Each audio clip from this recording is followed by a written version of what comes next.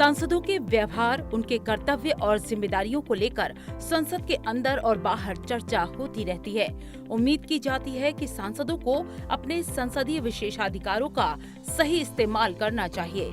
इसका इस्तेमाल जानबूझकर किसी दूसरे की छवि खराब करने या उसकी प्रतिष्ठा को ठेस पहुंचाने के लिए नहीं किया जाना चाहिए। इसी तरह का मुद्दा आज राज्यसभा की कार्यवाही के दौरान देखने को मिला। राज्यसभा के सभापति जगदीप धनखड़ ने केंद्रीय गृह मंत्री के खिलाफ कांग्रेस सांसद जयराम रमेश की ओर से दिए गए विशेषाधिकार हनन को खारिज किया। उन्होंने विशेषाधिकार हनन नोटिस को लेकर जल्दबाजी दिखाने और इसके जरिए मीडिया का ध्यान आकर्षित करने की कोशिश को लेकर सांसदों को आगाह किया। All I say is breach of privilege is a serious matter. I have declined with a deep sense of anguish and pain that we rush to invoke breach of privilege. We rush to the media, give it traction, try to tarnish image, and I have said on number of occasions, this house will not be a platform to ruin reputations of people. We have to protect. सभापति जगदीप धनखड़ ने सांसदों के व्यवहार को लेकर SB Chauhan की अध्यक्षता में बनी सदन की पहली आचार समिति की रिपोर्ट का भी जिक्र किया। Honorable members, on this sensitive occasion, I seek to invite your attention that Ethics Committee in the entire country, the largest democracy, was formed for the first time in Rajya Sabha. This was headed by a very distinguished parliamentarian, veteran leader, former Chief Minister of Maharashtra, and a senior cabinet minister, Shri S.B. Chauhan. A first of its kind, the report rendered on 1st December 1998, to which I adverted earlier also, after wider consultations across parliamentarians, legislatures, and public associations, a report was rendered. In that report, amongst numerous other situations, Shri S.B. Chauhan report says, firstly, members must conduct themselves in a manner that upholds the dignity of Parliament and preserves their personal credibility. Secondly, members bear the responsibility of maintaining exemplary standards of morality, dignity, decorum, and values in their public conduct. सभापति ने राज्यसभा सांसद घनश्याम तिवारी की अध्यक्षता वाली आचार समिति को SB Chauhan committee की रिपोर्ट पर फिर से विचार करने और सदस्यों के लिए एक सिस्टम और नए दिशा निर्देश विकसित करने का काम भी सौंपा। Honorable members, now Ethics Committee is headed by a distinguished parliamentarian, Shri Ghanshyam Tiwari. I am tasking the Ethics Committee to look into S.B. Chauhan Committee report on ethics and take note of the intervening situations, mostly brought about by technological developments and social media, and evolve a mechanism, fresh guidelines for members for adherence.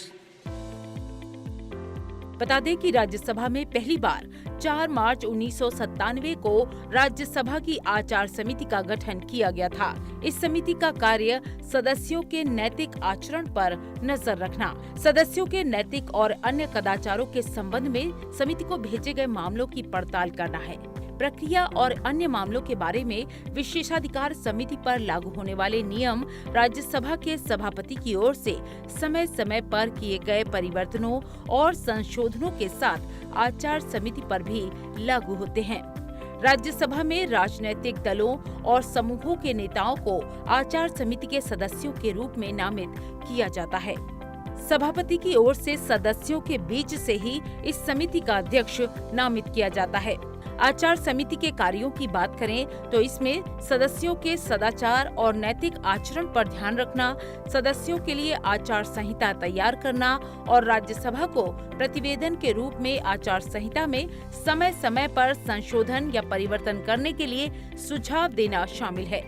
समिति सदस्यों के कथित आचरण और अन्य दुराचरण से संबंधित मामलों और सदस्यों की ओर से आचार संहिता का उल्लंघन किए जाने के आरोपों संबंधी अन्य मामलों की जांच भी करती है। स्वतः संज्ञान से या फिर विशिष्ट अनुरोध प्राप्त होने पर समय समय पर आचार विषयक मानदंडों से संबंधित प्रश्नों पर सदस्यों को सलाह देना समिति का मुख्य कार्य है। सभापति किसी सदस्य के नैतिक और अन्य कदाचार से संबंधित प्रश्न की आंच और प्रतिवेदन देने के लिए आचार समिति को भेज सकते हैं।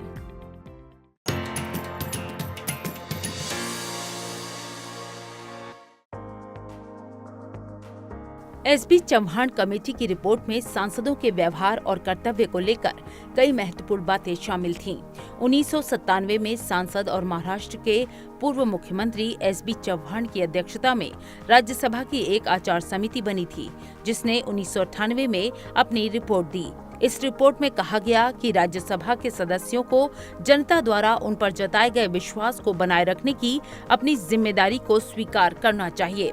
इसके साथ ही लोगों की भलाई के लिए अपने जनादेश का निर्वहन करने के लिए लगन से काम करना चाहिए।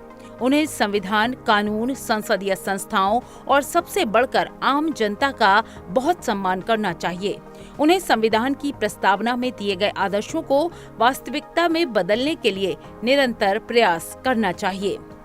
रिपोर्ट में कहा गया कि सदस्यों को ऐसा कुछ नहीं करना चाहिए जिससे कि संसद की प्रतिष्ठा खराब हो और विश्वसनीयता प्रभावित हो।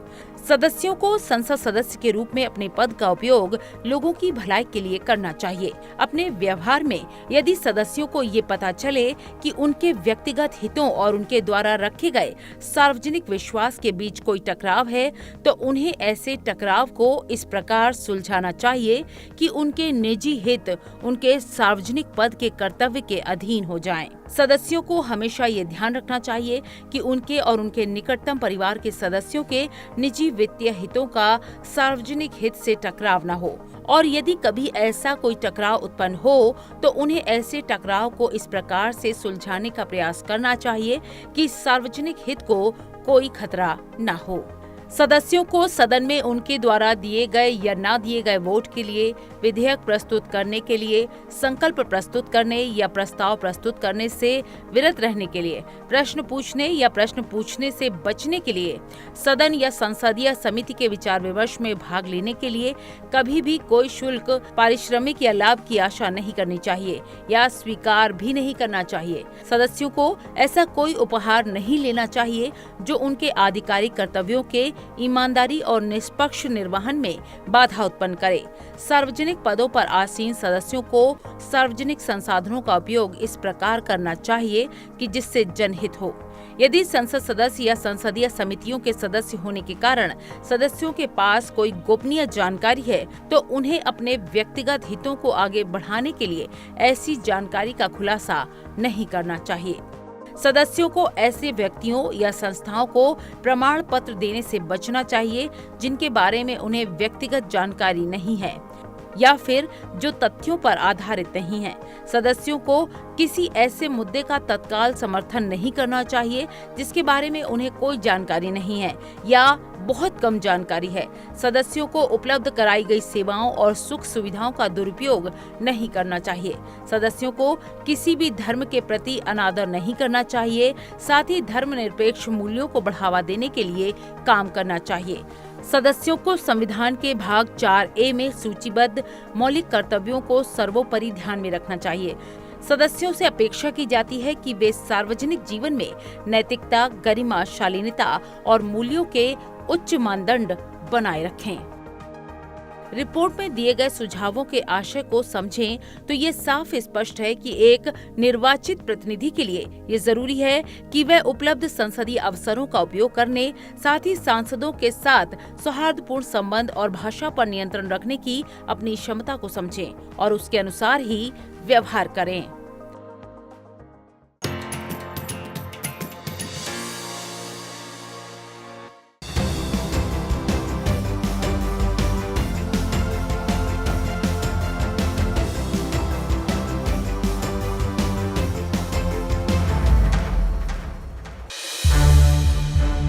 संसद टीवी के और भी प्रोग्राम्स देखने के लिए सब्सक्राइब करें हमारा YouTube चैनल और हाँ, इन्हें लाइक और शेयर करना ना भूलें।